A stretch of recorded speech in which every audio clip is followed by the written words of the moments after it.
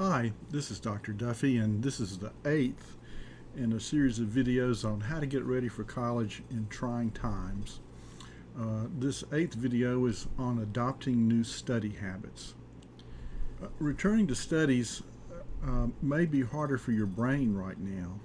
The pandemic has limited the amount of varied, focused stimulation we were used to, and it's not allowed our brains a chance to decompress between stressful events.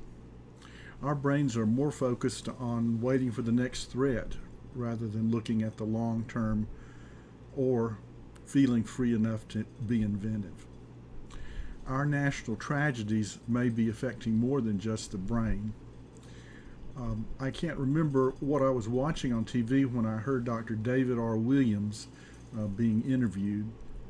As well as I can recall, he said that when communities experience violence towards people like themselves, studies have indicated that there is a community-wide rise in blood pressure and levels of body inflammation for the following 3 months. These are indicators of stress, community-wide stress.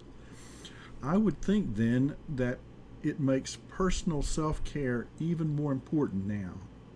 Such self-care might include checking your blood pressure, watching your salt intake, and limiting the intake of inflammatory foods.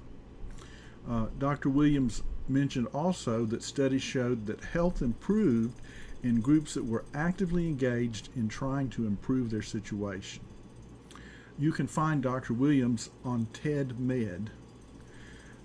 Some colleges are experimenting with starting early, skipping fall break, and ending the fall semester by Thanksgiving.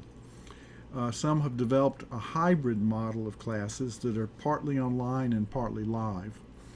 Some are splitting a class into day and night groups and having the class taught twice each day.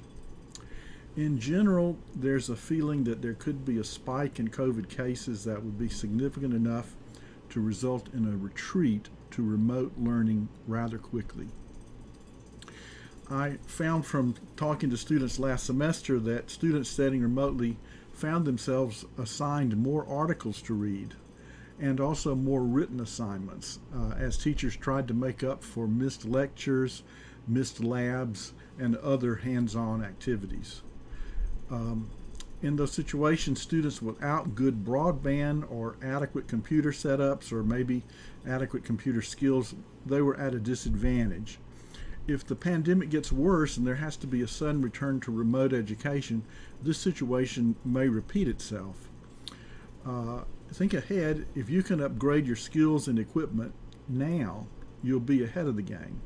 Students remotely operating last semester found it hard to be motivated without seeing others studying, having the library, seeing other people in classes, or having live contact with the professor. Students who enlisted support from other students and family in their effort to stay on schedule did better. Oddly enough, students who were separated from their dealer and decided to stop smoking marijuana were surprised to find that they could remember things better and actually had more motivation. Look at chapter 9 in our book for more about specific skill improvement. I'm sorry that we can't go into it enough here. I want to say here that there appears to be some consensus that if you develop a plan of study, you break things down into manageable steps, you develop a routine, and you enlist the support around you, that it will make a difference in your motivation. Also, if you do this, you'll feel less helpless and will benefit from the structure you set up. I want to finish by mentioning Textcerpts, Textcerpts. Textcerpts Mastering College Textbook Reading. It's explicitly designed to help you learn how to read college textbooks, a valuable resource. Good luck. Thanks.